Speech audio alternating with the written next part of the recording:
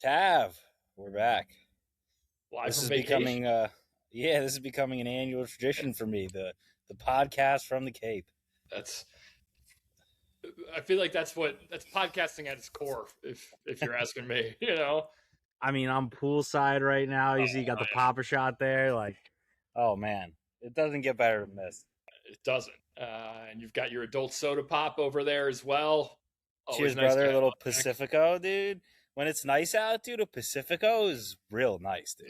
Look, I'm drinking one of these over here, like it's a Mexican style lager. So we're on the There we same go. page here, like The boys are synced up before the season starts. You'll love to see that. You'll that's love right. to see that. That's a rhythm. That's a training camp rhythm if I've ever seen one. Additional trigger warning to anybody watching the podcast. If you do end up hearing a bunch of yelling and splashing, there may be kids by the pool. Mason may make an appearance. We'll see. Hopefully we'll get a Let's Go Orange out of him if he does.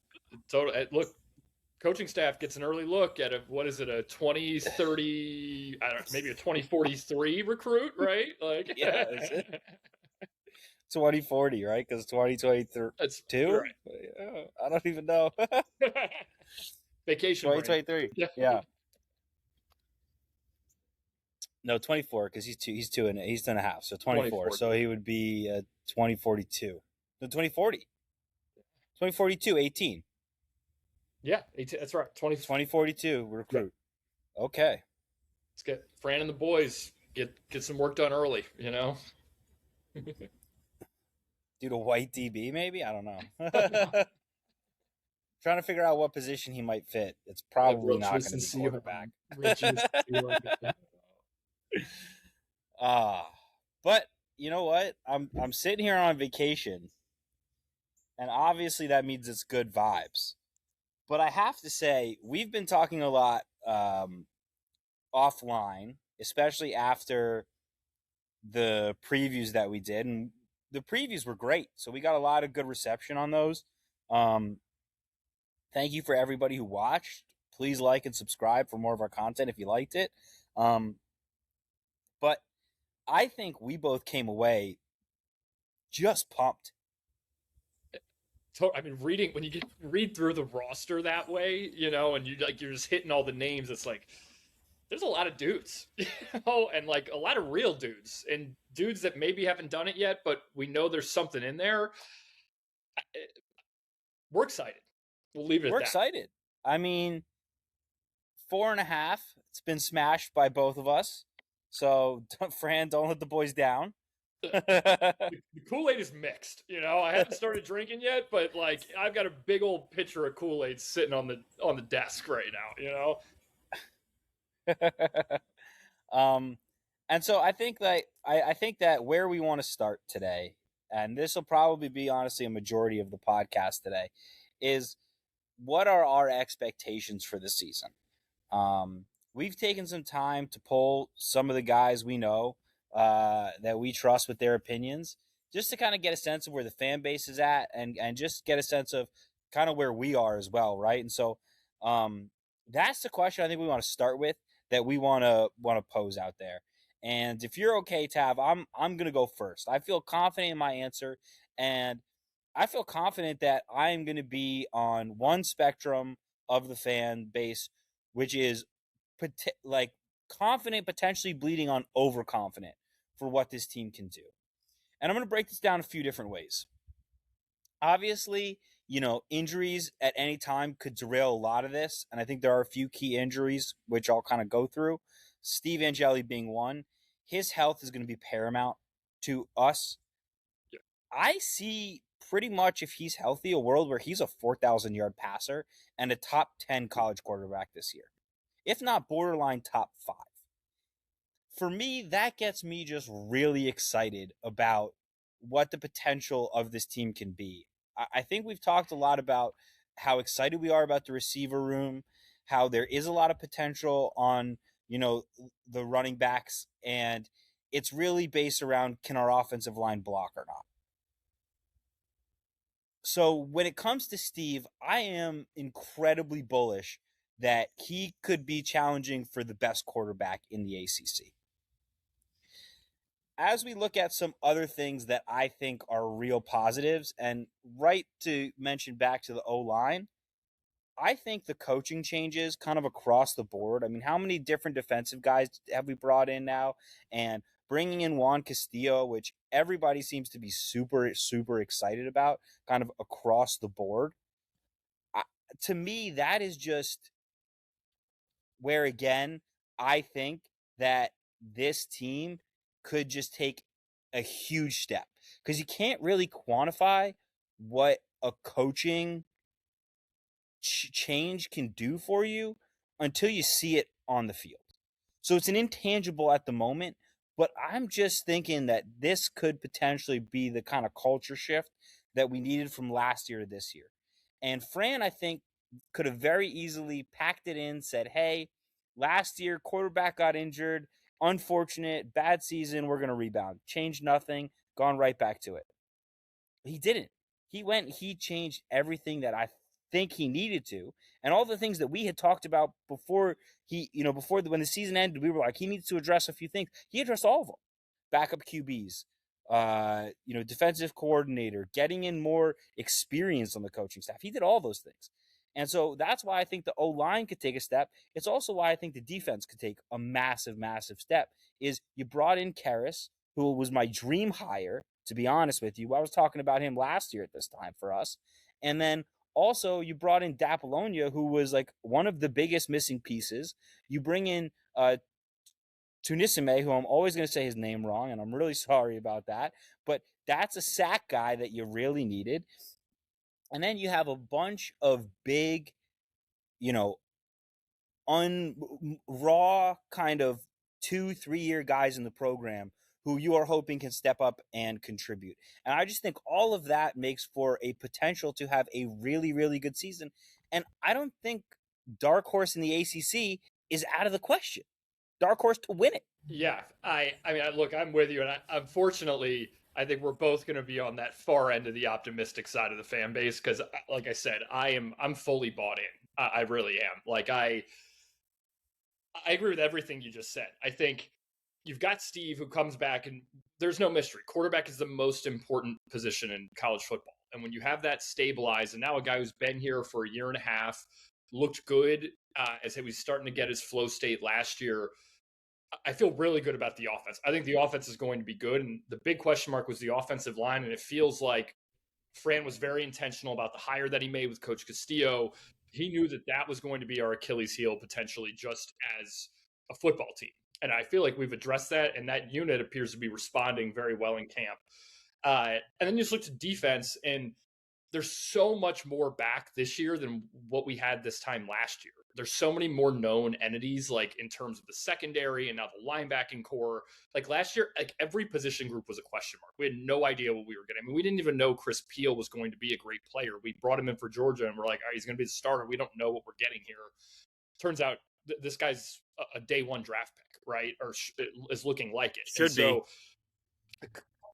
Exactly. Couple that with the coaching improvements defensively. Like, I feel good about this unit. And now, like, the confidence that, you have on both sides of the football right now, I just find it hard for this not to be a good football team. And I realize that there's two fans speaking to each other here, but it's very rare that Syracuse football seems to have this many questions answered at this time of the season, right? And to me, it's like I'm starting to try to convince myself how are they not a good team? In all honesty, I mean, let's break it down right there, because you said this is two fans talking to each other. It is. It always will be. And we are the type of guys who come into the season positive pretty much all the time. We are going to be the guys who look at things through a positive lens until we're forced not to. And that's just kind of our perspective on sports. We like to have fun. We like to be positive, right? We aren't worried about all the potential things that could go wrong. We're focused on all the potential things that could go right. And I think when you look at that, there's just so much here that has the opportunity to go right, in my opinion. So I don't see how, again, like you're saying, I don't see how we go under 4.5 wins somehow. I think there's no chance we go under 4.5 wins. I mean, to me, it's like you see free money laying on the ground, you should pick it up. Like that. 4.5 win total seems absurd to me. It's basically assuming we're going to lose every toss-up game, and like more than one home game, and we've got a couple on the road that we should take care of. Like, I don't know. I'm totally with you. Like 4.5, this roster's too good for that number. Yeah, and like you said, I think that there are a couple things that hinges on. Now let's be fair, let's be a little bit realistic here, right? We talked about Angeli's health. I think, and I feel actually pretty confident about this, but somebody will need to evolve as a running back for this team. At the very least, somebody's going to need to evolve and take some first team carries. Now I know we're going to do it by committee, but it's going to have to be some first team kind of guy that is the guy we follow. And there's going to need to be somebody who does that. I don't know who that is yet. I like Tyreek Hill. I like Ahmad Miller. So there's options. You gonna say something?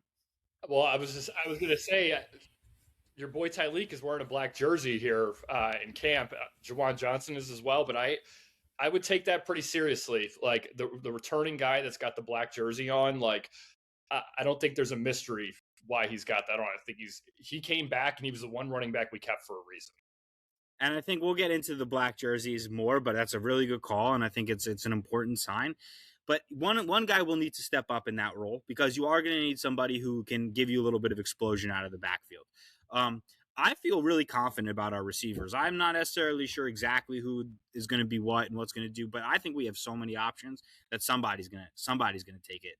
Somebody's going to take it. Somebody's going to do it. And then as you look on the defensive side of the ball, D'Apollonia and Delorier, you can't lose those guys. You lose Peel or Samuel, it might hurt you, but we're so deep at that position. I think that's actually a position we could cover, despite the fact that those might be our best players. It's actually a position we're deep at. So, really when it comes to me, I'd be worried about the linebackers getting injured. I'd be worried about if there's no running back who steps up. And then obviously if your quarterback gets injured, in college and the pros, it doesn't really matter what we're talking about. If you lose your quarterback, you're really in a little bit of a tougher spot. I agree with that. My only small rebuttal says it does sound like linebacker is turning into a strength on the team. Like obviously you've got the starters there. Gary Bryant, really strong returner as a rotational guy. It sounds like Saki has impressed in camp too. I know you were big on him in our preview. He's a more mobile guy too, so like he would hopefully kind of probably have to slide in, say if Chris D took an injury or something like that. But I think overall, dude, I agree. Like yes, it's going to be some injury concerns, but this time last year when you and I were doing these segments through position groups, I mean, like every position group, it was like if this guy gets hurt, we're kind of screwed here, and it just does not feel that way at all this year. Yeah, it last year didn't feel as positive. I think like we did talk ourselves big time into Willis, right? And I think that was something that we looked at as Willis is going to be, a huge running back. At least my perspective on that was that he would take that huge next step. And he just seemed like he never really got the trust of the coaching staff and never did take that step. And then obviously I think we were right to be somewhat positive about the quarterback situation last year with Angeli. I think we were pretty positive after watching some of his highlights. If you went back and you watched the game that he played in, what was it, like the Holiday Bowl or DirecTV Bowl or whatever he did when he had his one start where he looked amazing. And then he also had the one drive where we thought he was really good on the one drive. So like I felt pretty good about that aspect last year. And I also just feel like this year, I feel even more confident about that. The backup situation is much, much better. And the weapons around him are as good as maybe they've ever been, despite the fact that we lost a lot of the receiver room. I completely agree on the receiver room, dude. Like there's just such a stable of guys, and like it's already happening. Like we called out in our receiver, walkthrough. There was going to be a couple of names that were overlooked on the position group kind of depth chart as you got into camp, and there was just going to be a couple of guys that started making plays, and they're going to earn their way into a better spot in the rotation than we anticipated. And Fran, I think, called that out, too, with a couple of guys in the past, like a Jackson Meeks, right, who just like shined. It was a special teams player, came to Syracuse, shined in camp, and it's like, yeah, we're not keeping this guy off the field, and we've seen it with Daryl Gill. Like, it's starting to seem like there's some guys stepping up, and Julian McFadden is the name that I think surprised you and I the most, as a guy who was pretty off the radar, but seems to be a guy that a lot of the coaches are talking about, and you're seeing in clips and making plays and whatnot. And so, completely agree, man. While there are still questions at receiver, I feel good about it, and co-sign everything you said about the quarterbacks too. Like, this situation is much clearer than it was last year. And last year, I think we ended up feeling good about the situation with Steve and ultimately Ricky as well, kind of as the 1-2. So that didn't work out. But I think Steve obviously shown he can be a guy. And you don't have that many years in Syracuse football where you go into the next year knowing your quarterback is a guy, Haven't had very many at all.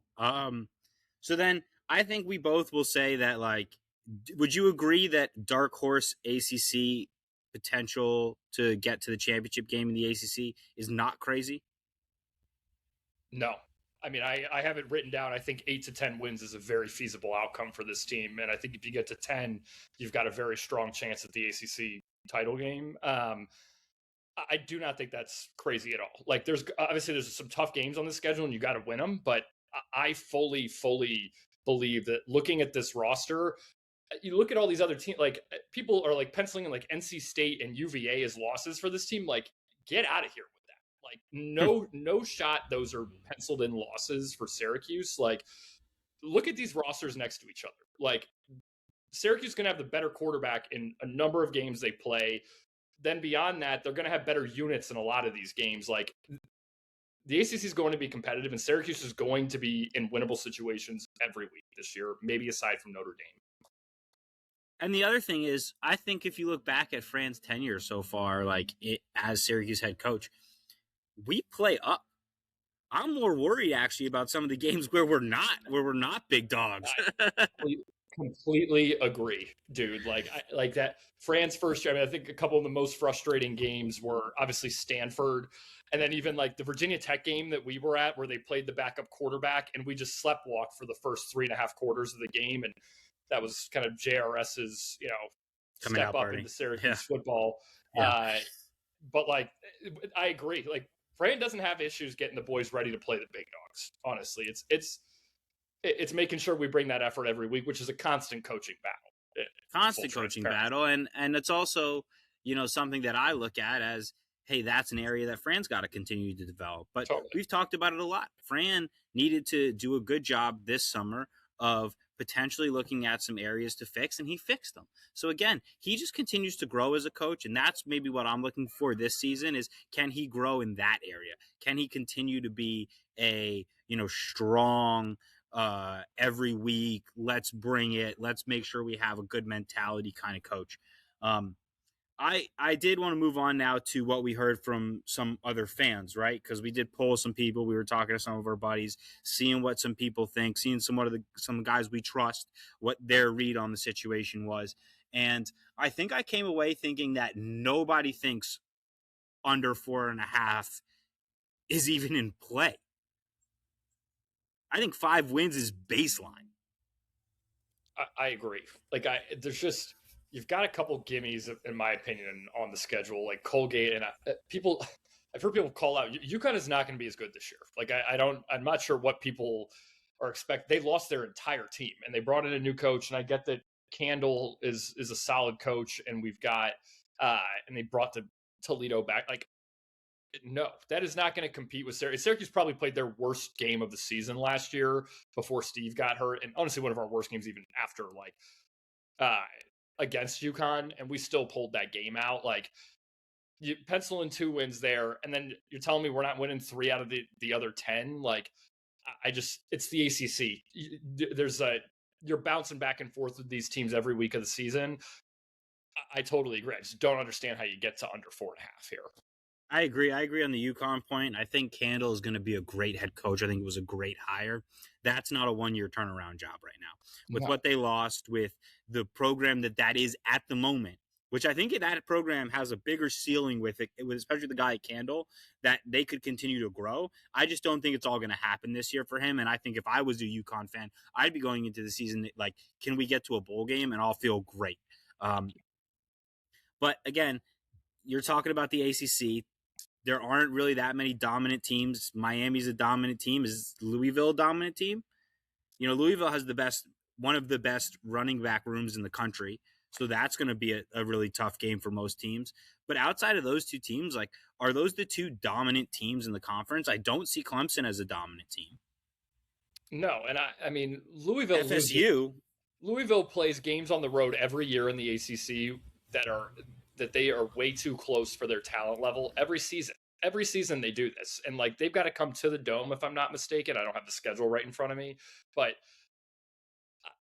I don't think that they're anywhere near the level of Miami. Like Miami is obviously a very good team. I think they're a different pedigree above everybody else, but they're not on the schedule this year, and so I don't see it in the ACC in terms of these other teams that are just juggernauts. Like, yeah, NC State's got a good quarterback in Bailey. They also had the worst defense in the conference last year, and I don't know, man. There's just so much up in the air in this conference. Like week to week, it's just a league that beats each other up, and Syracuse is going to find wins on the schedule.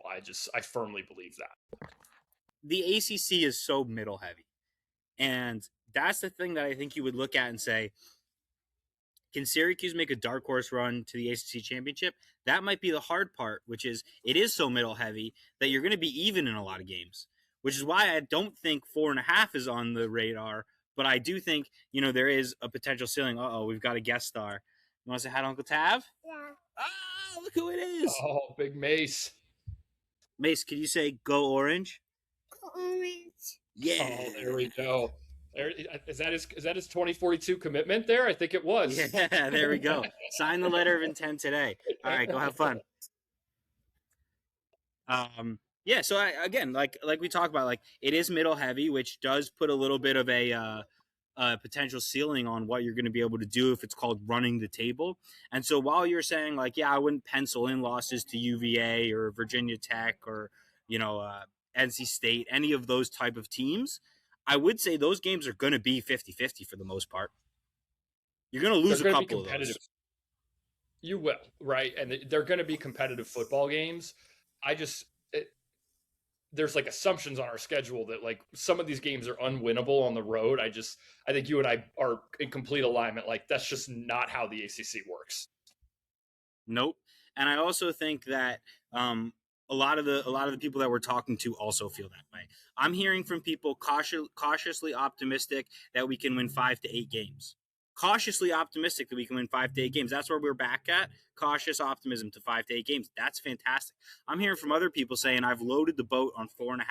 I don't think it's anywhere in there, but I do think there is a really potential bullish opportunity. Angeli's great. Karras is a big time, defensive type change that really, really helps us. So I do think that everybody is kind of viewing this as like a really fun potential big opportunity year. And I was a little more surprised to hear that from some of the other fans that we were talking to about how excited people were considering how bad last year did get. I think people are starting to realize the importance of bringing back the quarterback. Like the quarterback is just so important. And to have a guy like Steve that you really trust, and I mean, you could see it with Coach Nixon too. It's like you could tell it's like we're running this thing like a real operation again. We didn't have to dumb this down to high school football like we did the second half of last year. And I really do believe, man, especially if we can start off hot, because that Cal game I think is maybe the biggest game on the schedule. That's a borderline must win to me this year. I think we just got to get that game, and that's going to be a tough game. If we can get that game, start off 2-0. Then I feel like that sets us up on just this beautiful runway the rest of the year. You can get some confidence off those first couple wins. You got the quarterback rolling.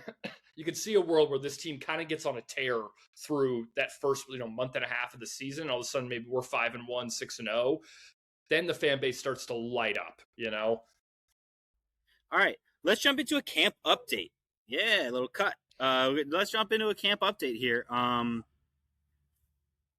A few things I want to talk about. We did speak about the black jerseys a little bit, right? So I did want to hear take on what we thought about that. And then also, I did want to maybe discuss some of the interviews that we've been hearing, because I was pretty excited from hearing from Chris Apollonia today.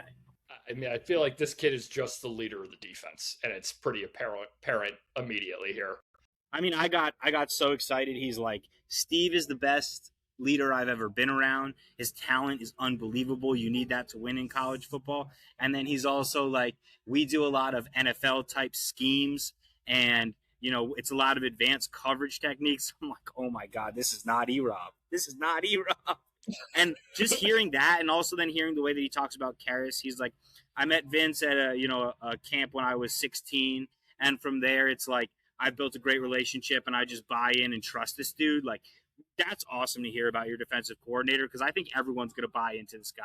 And clearly he's a teacher, which is what we needed. And we've covered it at length. Like the change in strategy, I think going from more of a recruiter to a teacher and a developer is exactly what we needed to do, particularly on the defense. That just felt like it just never clicked with E-Rob. And I couldn't agree more on some of Chris D's assessments there. I mean, you hear Angeli talk. I mean, he sounds like a 30-year-old man, and I think it's permeating through the team. Like, we're here about business. We're here to go to work. When you're here in a Syracuse jersey, we're not screwing around. Like, it's not looking for your next payday. You're here to be a part of a team, and we're going to achieve something this year and kind of get on board and get part of the system, because you've got this awesome, just sort of smattering of coaches now, or it's just not going to work for you anywhere. And so I just feel really good about sort of everything that's coming out about just the sentiment and kind of the leaders, as you would hope that they are stepping up. I think last year, not that there was a leadership void, although I think that there truly was in a lot of respects. I think it's very clear who the leaders are this year. And I think that it's hard to put a value on. This is sort of your I don't know, your council of leadership. And I think Fran has actually anointed this. There's like an 11 guy leadership council and some of the older players. And I think it really matters, right? Because you're very clear on, these are the guys to follow. These are the guys who are going to set the example and know how we do things here. It really cascades down the roster. And when it comes to that leadership aspect, it's something that, as we were talking about with like the coaching changes, it's like an intangible that we can't quantify. And we're not going to be able to quantify it until we get into the season and you see like, hey, things aren't going our way, and the leadership kind of helps you pull through a tough game. Right. And so you're not going to be able to quantify that now, but it is something that I think we look at and we think about early in the season. Like, who did we look at last year as a leader on the defense? Deuce. Was it probably Antoine? Deuce or Deuce? Deuce. Yeah. DG. There's nothing. It's not even speaking badly about, but we've talked about at length how you need somebody in the middle of your defense to kind of get people aligned, and that just wasn't there last year. How many times have we talked about the green dot guy has to be a linebacker? Totally. It can't be a safety. We've talked about this at length, right? And like Fran talked about it last year, and he didn't have great options last year because Antoine was a freshman and all that. But when your leadership is coming from the safety spot, it's just very, very hard to get everybody in line. It's not an easy thing to do, and that's why teams don't do it from the safety spot. Totally. And I mean, even Fran's first year, right? Like, he had to bring a safety down when Marlowe got hurt because he was the best communicator on the defense. We're like, all right, Justin, you're going to be a lineman. To be honest, that might have jump-started Justin's pro career, to be honest with you, because I think that move to linebacker is ultimately what he needed to do if he wanted to play at the next level. But I completely agree across the board. And like, it just, you go back to 2024 and you look at a couple of those games, it's like, we do not beat Miami after we go down by 2 or 3 touchdowns immediately if you don't have Kyle McCord and great leadership that's like, settles this shit down. LaQuinn Allen. Yep. Exactly. We're still in this game. We got to score one possession at a time, and we'll get ourselves back into this. And then they pull it out. Huge play by Devin Grant that totally shifts the game.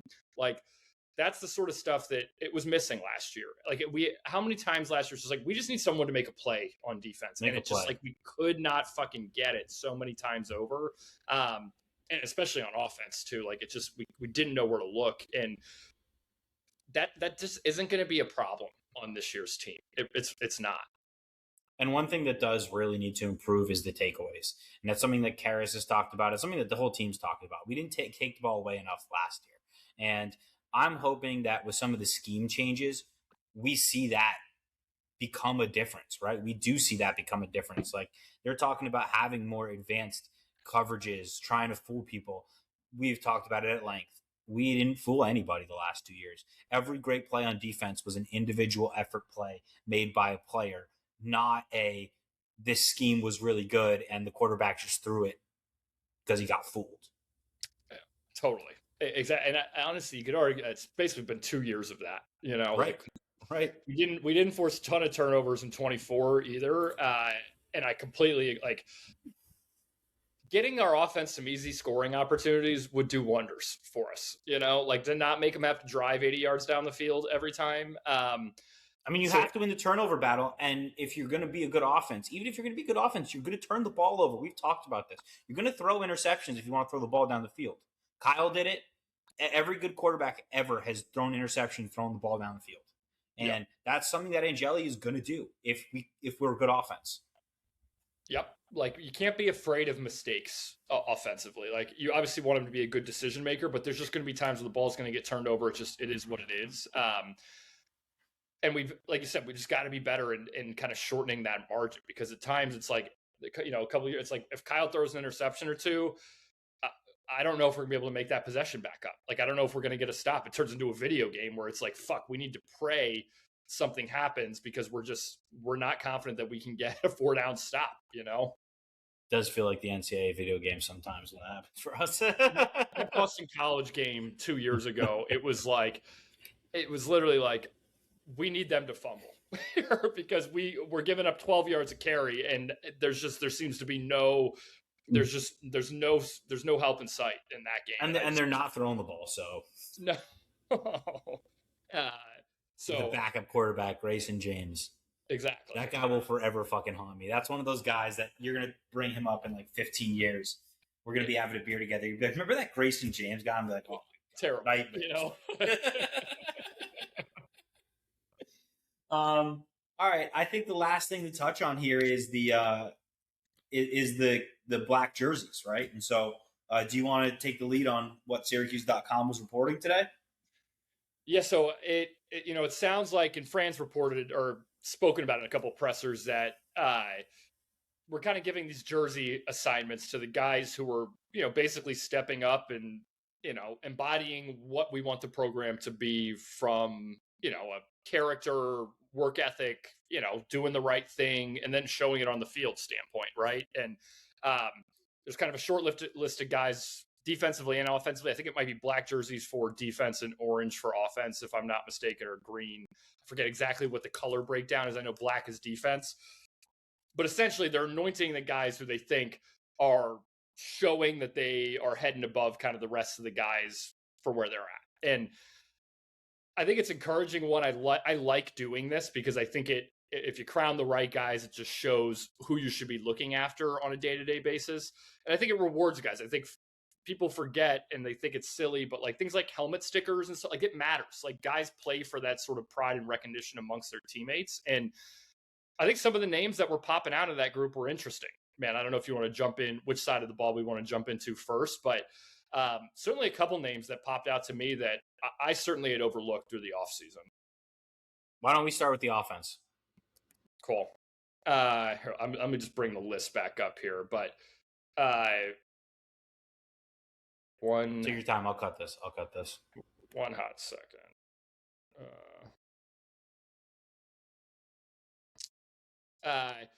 So from an offensive perspective, the guys who will confirm they're wearing orange. That is your designated color for this.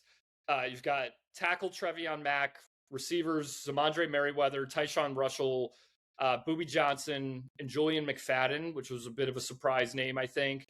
Running backs, Juwan Johnson and Tylee Kill, which I know we kind of flagged earlier. And then tight ends, Elijah Washington Baker and David Clement. So add to that Steve in his press conference basically gave it away that Joe Cruz is the starting center, which he said basically me and Joe have a good relationship and he's my starting center, so you're going to want to have that good relationship. So it sounds like you've got a pretty good shell of some guys who are earning their spots as starters. But I know that this doesn't necessarily mean those guys are going to start. So let's kind of talk about them individually. And I think the place to start, because it's the most interesting, is receiver, right? And the names that pop to me are Julian McFadden and Merriweather. Merriweather is a guy who I think we know has a ton of talent, but I didn't know that he was maybe going to be a huge factor this year. And so it was interesting to see his name. And then Julian McFadden is a guy, I think, for both of us that was completely off the radar. You mentioned that earlier. Just completely off the radar. And all of a sudden you're seeing a bunch of videos and stuff from camp of him just making plays, being out there. The people who are out at practice are talking about, oh, wow, he's looking really good, right? If you follow any of those guys, Christian de Guzman's one of those guys. Like if you follow him on Twitter, like you're just seeing like McFadden, oh, McFadden's looking really good, all that stuff. That starts to kind of make it very interesting that those two have that jersey on. I think Darius Johnson, you mentioned, and then Tyshawn Russell was the other guy you mentioned. Those guys are not surprises. We flagged that those guys are probably going to be key for us. So there you go. You have two guys who we kind of knew were going to be game changers, big-time players for us, and then two guys who popped out of nowhere. And that's going to be the formula up and down the line. Yeah, totally agree. And I think, you call it like Boobie Johnson, not a huge surprise. And Tyshawn Russell, to be honest with you, I think would have eaten into a lot of Jonte's snaps last year if he was healthy all year. He started to. He did. He started to pop early, and like he's pretty explosive with the ball in his hands. To be honest with you, honestly, I'd argue maybe even more explosive than Jonte, like when he's straight line. And so, which will be interesting. Let me just stop there. That'll be interesting because we talked about this too, right? Like Jonte and Pena both played the slot. They played it differently. Very different. And I think you're going to see that from Darius and Russell. Russell's going to be that guy that you're like deep down over the middle and he's flashing across the defense, taking it all the way. And Johnson's going to be the guy running all the intricate routes, all the tough routes, little shakes and jukes and get me open, big third down catches, all that kind of stuff. And I know Johnson's explosive too, right? So I know Boobie's explosive too, right? I don't want to say that they can't both take some of each other's overlap, but I do think that there is a little bit this year of like last year we didn't really have a Pena type because Boobie was hurt. And then Jonte was Jonte, but not my favorite player ever at Syracuse. And now I think you really have these two different types of slot receivers. With a guy like Angeli, you're going to open up a whole new can of worms with the play. Completely agree. I think they're both really interesting inside weapons that you could use here. You summed it up perfectly. Johnson's more of the get open, turn around, face the quarterback guy because he created space, and Tyshawn's the guy. Try and get him in space because he's a game breaker and he's gonna rack up the yak, And Merriweather, I'm complete like maybe slightly overlooked, but a guy who like physically you understand why he's intriguing. He's big, he's fast. He put up huge numbers in JUCO last year as a guy who just like was taking the top off of defenses. Like he started Boise State, if I'm not mistaken. So it's not like he comes from a good pedigree. I think he was like a borderline 3-4 star when he came out initially. And then obviously McFadden, I think, is the biggest surprise there because he's a guy who wasn't on my radar. But this happens at receiver and it happens at Syracuse all the time where we bring in a bunch of guys, we figure out who filters to the top, and a lot just happens. The guy whose name you're not thinking about is the guy who starts making plays when they're on the field. And like you said, I think Christian de Guzman called it out earlier this week. Like when you start to hear that chatter popping up, you listen to it because especially when it's the guys you're not thinking of, like the coaches are thinking the same thing you're thinking. It's like, holy shit, he looks good out there, And those guys are on the sideline. They're seeing it, and you're like, whoa. And then they're talking to the coach, and like, I'm seeing some good stuff from this guy. And the coach is like, hey, we're seeing some good stuff from this guy too. So that's not just their read. That's also them with some inside information. Those guys are obviously pros. They're talking to people. They're getting information. And so I take that very seriously when you hear those guys pop. The other name I wanted to mention here wasn't on that list of receivers, but Angeli did specifically mention him, and that's Umari Hatcher. And he said that him and Hatcher spent a lot of time together during their injuries last year. He was very excited about bringing Hatcher back. He considers Hatcher one of his closest friends on the team. That to me indicates Hatcher's probably going to get a lot of looks because it's somebody that Angeli's developed some kind of chemistry with and that he feels very comfortable with. So that's just another guy who, even though he didn't have the jersey, is probably one to watch out on based on what we've been hearing at camp. Totally agree. And I think we've hit Hatcher a few times. I'm really hopeful he can kind of get back and be healthy this year because older guy clearly has this good rapport with Steve and did with Kyle also. I think he's very serious about being a football player. And I'm hopeful good physical attributes, Exactly. Like we know we can get open down the field. And it's can we figure out a way to utilize him correctly? I think it'll be huge for us. And it's just nice to have a veteran presence like that too. A guy who's been at Syracuse now for is he fifth year or sixth year? I can't remember. Yeah. He's been at Syracuse for a long time. He's a guy I'd really like to see succeed. Honestly, he's spanned a couple eras, and it'd be great to see this guy have the success story, rebought into the program, and sees it kind of come to fruition this year. Let's move on to running back room. Not a surprise for me that Tyreek Hill is the guy with the jersey on. I said in our RB previews, this is a guy to watch out for. Everyone's all excited about the transfers. You said it earlier here. There's a reason he was the one guy, really. I know we held on to Coleman as well, but there's really that he's the reason one guy that we really held on to from last year's room. There's something about this guy that they really like. There's something about this guy that when we watched him, we really liked. I think last year we said, whoa, this guy pops. And then as I do my scouting on the video game, because that is the most trustworthy source of information that there is in preseason college football, he pops in the video game. So for me, all of the things have added up that I'm very, very excited about him. I was intrigued that Johnson was in the jersey over Miller. Interesting to me, but not crazy considering that they view Johnson as that Swiss Army knife type player who can do a lot of different things. Yeah, completely agree. On the Hill thing, a few months ago when Sean Tucker was prepping for his breakout at Syracuse, that was a joke. I honestly see similarities between the two. Like, I think Hill just has that burst, and it when you see it with a running back, like that guy that just hits that hole with a different speed than other guys were. And it's like, that's how chunk plays happen in the running game, is with a guy like that. And I completely agree. I think it's not a mystery to see his name on there. And honestly, it's really encouraging because I know he's a guy you've been excited about.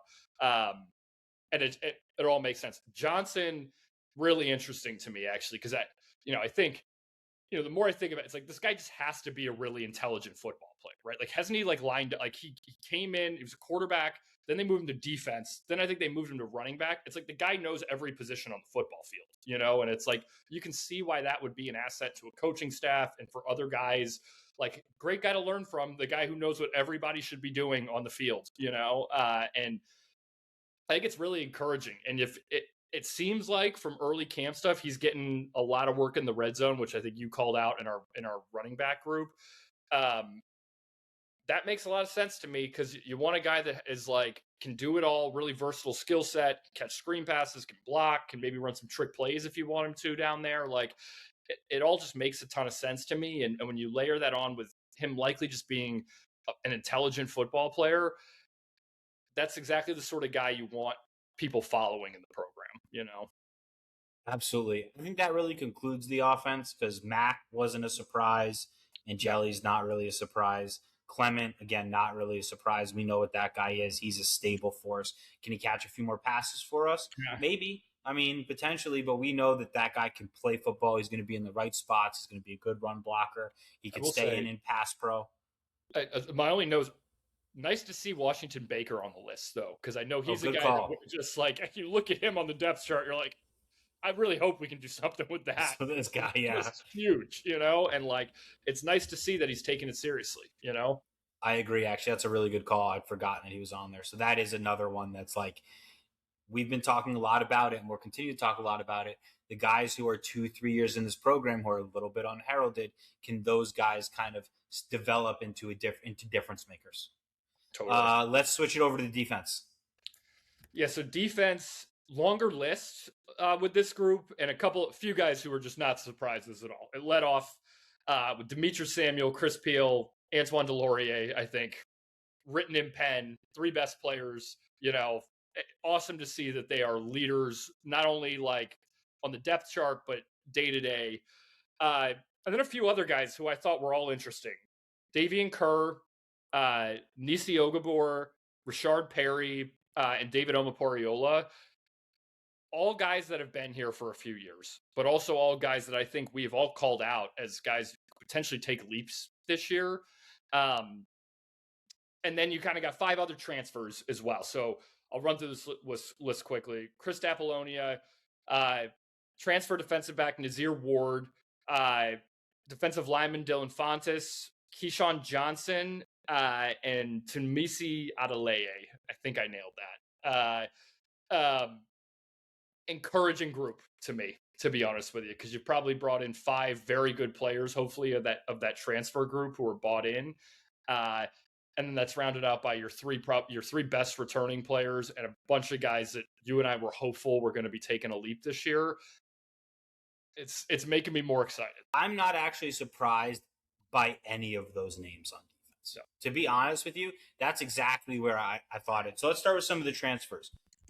Fontes, not at all surprised to see his name on there. Obviously a big-time transfer from Maryland, and he's a big guy. He's an older guy.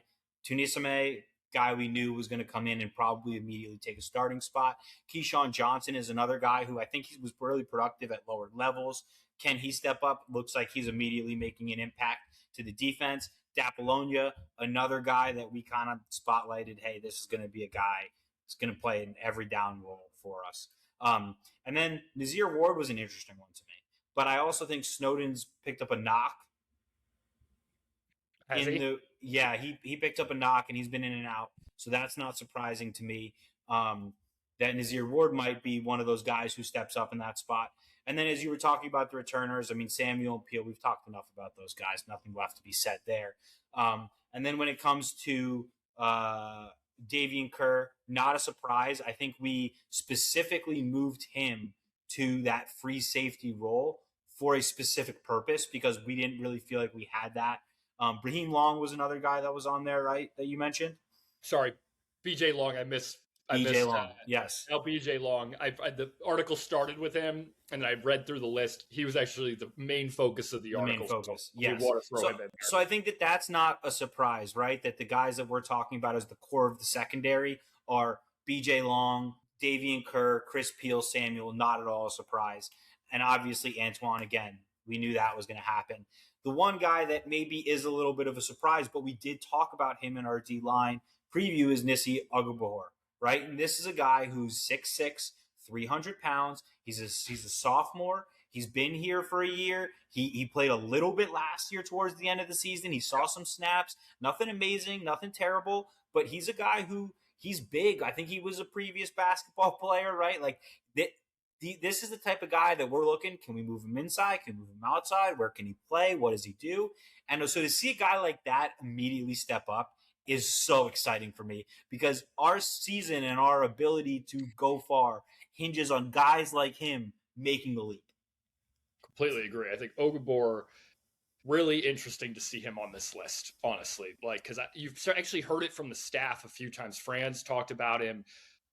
You cannot teach this size. Like, he walked into Syracuse at like 6'6", 300 pounds. Like, there's just not that many guys walking around like that who you can throw into a defensive line rotation.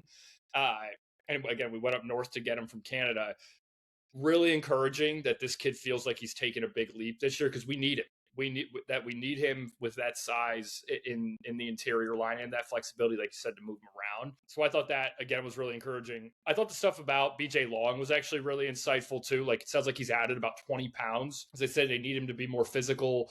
And it sounds like he's one of the best tacklers in camp right now. And I think when you saw him in flashes last year as an undersized guy, he was still a good tackler. That was what he excelled at. And it feels like we've isolated that as his skill, and we want him playing downhill and in the box, which is great for me to hear. That's one thing that last year I think was a struggle for our team was we had too many guys from the safety position who are great at coming down and plugging the run. It's what Deuce was good at. It's what DG was good at. It's what Long was good at. We didn't really have the free safety, the guy kind of hanging back, reading the coverage, making the play. And if Kerr can take that step alongside Long, who I think we both looked at Long like we knew this was going to hopefully happen for him, and we knew he needed to play a little bit bigger of a role. Great to hear that he's added the weight, but I think we both looked at it like this is a guy who loves to play downhill. There's a lot of clips of him, specifically in that Clemson game. Big time stops, 4th and 1, getting in the backfield on Klubnik one time. Like, this is a guy who I think, spotlighted, and you specifically spotlighted him in that DB as this could be his role. Glad to hear he's taking it. It's also going to be really important that Kerr is able to plug that other hole we weren't able to do, because he kind of had to step into that last year, and he wasn't as good in that free safety. No, and I think perfect alignment with their skill sets. Like let BJ play downhill, be physical, not think about things. Like just go hit guys. And Davian is our freak athlete. He's gonna man in the back end for us, and I think that it just measures out really well for us. A couple of the other guys I just thought were interesting on their vets. Like Rashard Perry is a guy who I think has shown a lot in his couple of years as he's getting a lot better. Really a domed-in favorite. It's nice to see him attack the offseason because he was getting somewhere last year. He really was. And the other guy who I honestly have a soft spot for, he's another old Dino guy, is Oma Poriola. Dude, I really like him. Like, I think he plays his ass off. He's a little bit undersized at times as like an edge guy, and I just feel like he really fights hard to set the edge and like is physical. He's a smart kid. You want to take a guess at what his major is at Syracuse? No idea. Engineering. He's mechanical engineering. He's mechanical engineering, dude. And well, you said take a guess, so I'm like, it's got to be something crazy. So this is like I like reward. Like this kid is a determined kid, you know. And you see, like I follow him on TikTok. He's got some personality. Like I like that. He is continuing to take the next step, and his teammates are recognizing, like, hey, you know, the kid that's here who could be on an academic scholarship somewhere else, that's probably a good kid to follow. Do you know what I mean? And that's dark.